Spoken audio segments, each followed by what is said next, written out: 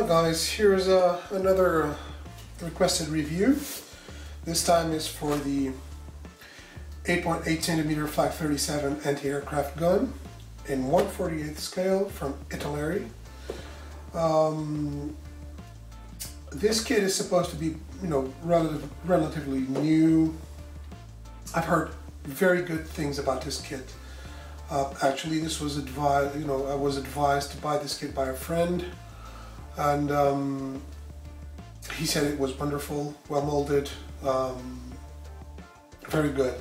And I wanted it to use this with another one that I have in my stash for another, or a couple of them, for a diorama. So without further ado, Andy, here's your kit review. Hope you like it. Let's see. As usual with Italeri, it's a side opener. Oh, before that, let me see if history of the gun, several languages. Side box comes with the box art, kit number, scale, and actual dimensions of the kit. In this case, it goes about 12.4 centimeters in length. Then you have photographs of the kit sprues and decal sheets. And the same goes on the other side. So, let's go. Okay.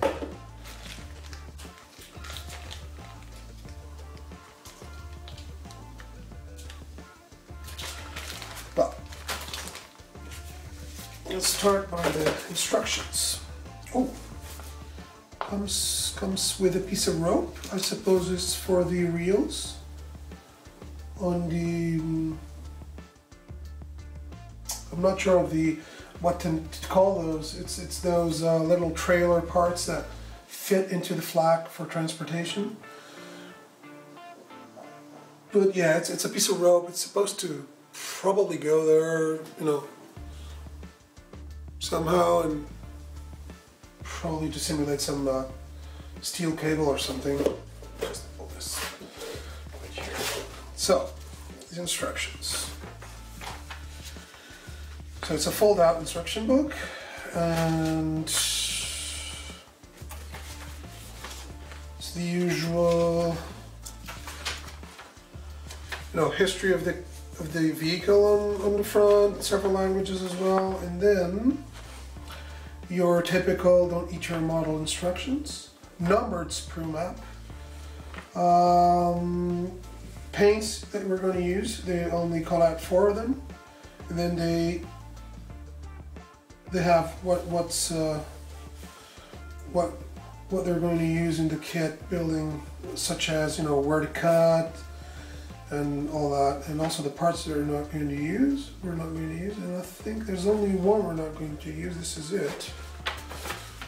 This part here. And they talk about the rope. Then we have what I think is 3D or CAD, representations of the model with with the typical arrows pointing to where to fit these parts. Well, I'm not sure, I haven't built it yet, so I'm not sure how accurate these are. It does come across as a little,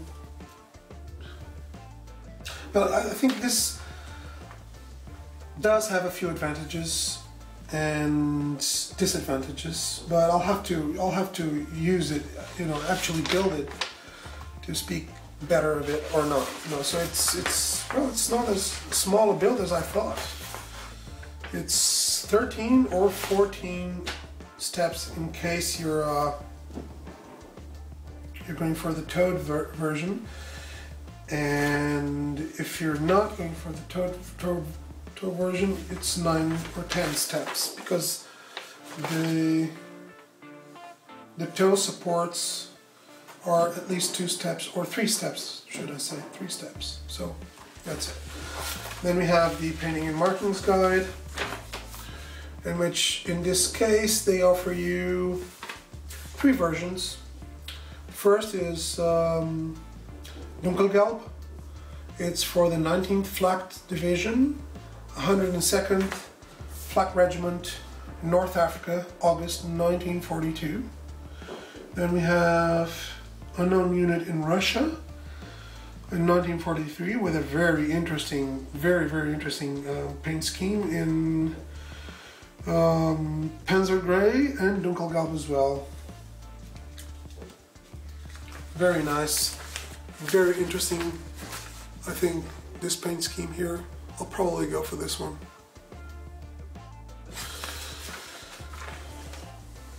And then we have a third one, which is the 22nd Flak Brigade, 135th Flak Regiment, Bologna, Italy, in February 1945. And this is a tritonal camo version. So I think I'm going to go for this one after all. I like these tritonal camo schemes. It also looks fine. So yeah, this is what we get. So that's it for the instructions. Just stick this here.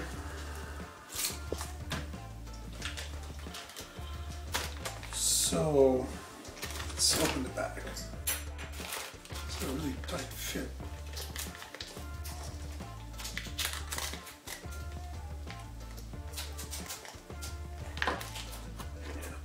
So this first bag comes with 2 sprues, which I think are identical.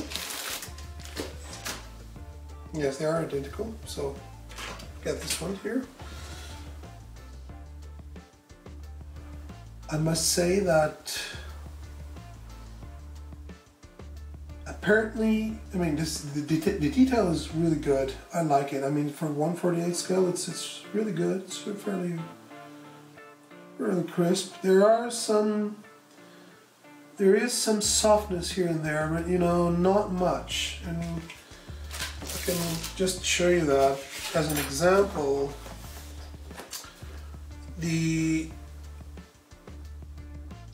springs and these detail parts here are actually pretty good. So I think it's fairly well detailed. The wheels also seem to be fairly good.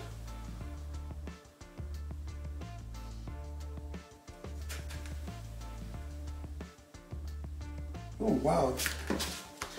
This is not going to be seen, so I don't know why they did this, but there's actually a few details that look really nice. I'll show you this. These will be seen, of course, but they're really nice.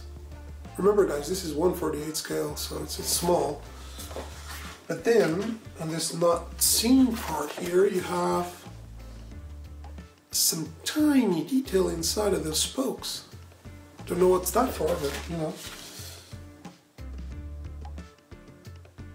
There's a bit of flash here and there, but you know, it's nothing to worry about. It's nothing really bad. Of course, it's going to take a while for the cleanup, but it's just fine.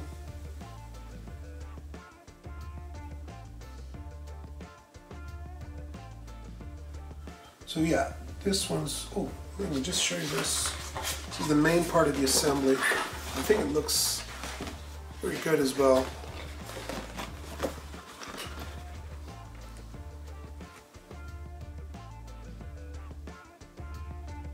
So this is it for the twin sprues. Now for the other sprue. Oh, and I can see it already. There's a very nice detailed part in here.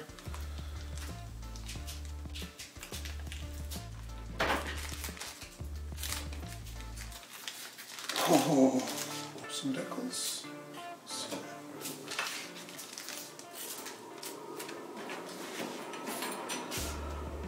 Oh, I like it. Of course, it could be better if they would break this assembly in a few more parts. But overall, I think this is really nice. So I'm going to show you a few parts that I think are really good. Like this part here. I think this is very nice. Then you have, you can see some riveting, very fine riveting in these parts here.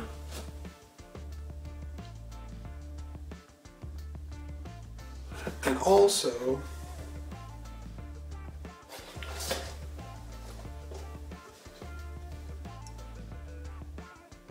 there is very nice detail here.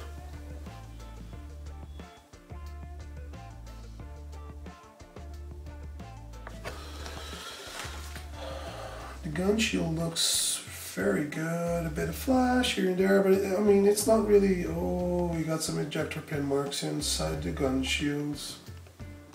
They're not deep. We can do this, but guys, it's really near some serious detail.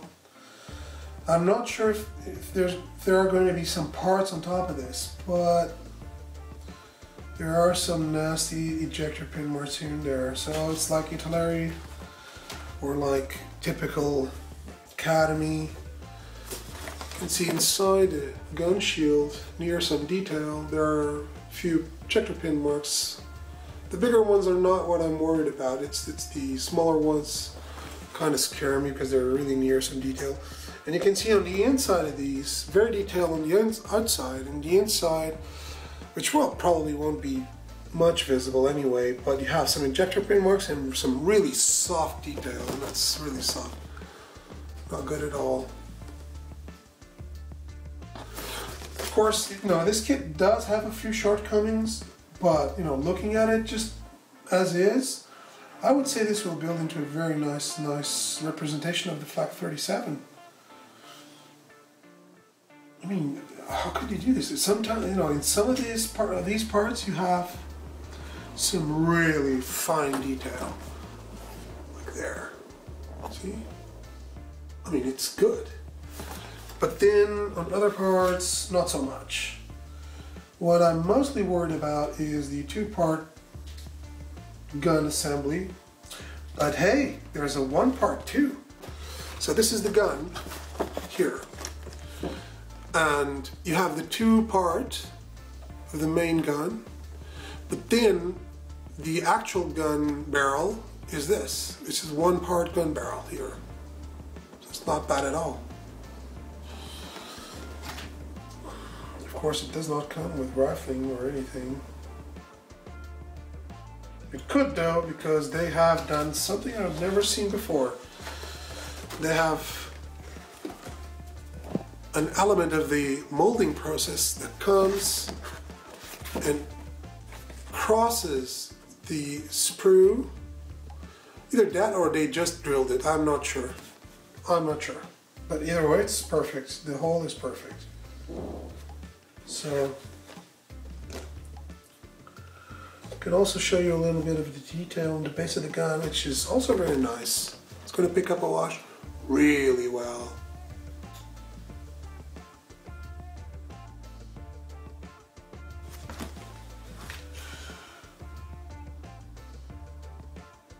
Oh. Check out the detail on this part here with these cogs, or it's not a cog, but you know, it's sort of a, not really sure, it's like a gear or half gear, I'm not sure what to call this. It's really nicely detailed. You can actually set the gun, you know, pose the gun upwards. You'll have that part visible. I think it would be nice. Not sure how it's going to look. It's going to require a lot of filler because this is a two-part assembly as well. And you know, going around all this is going to require me to use a bit of filler too.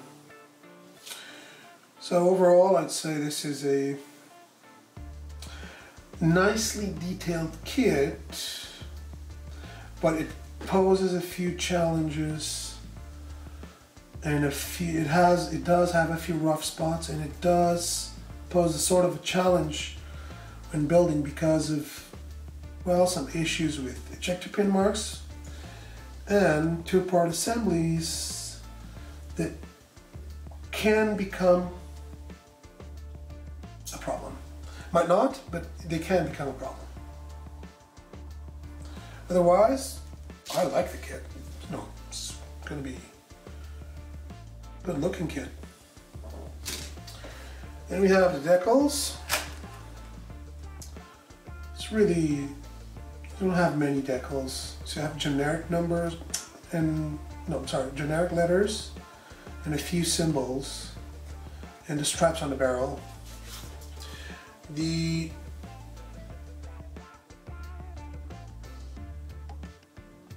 decals are matte. They seem well in register. I'm not really sure because there are, you know, many colors in here. It's printed by Zanchetti, Buccinasco in Italy. So I'll show you this.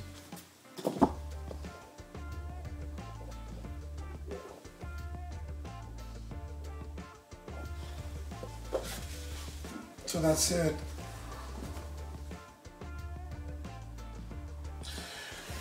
I'm not sure of the date on this kit. I just wanted to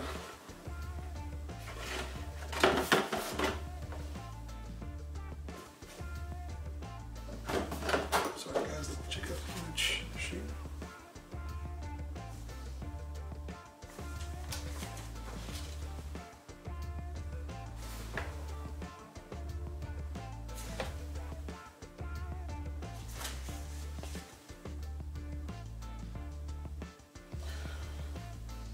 I'm not sure of the date. I can't find it anywhere.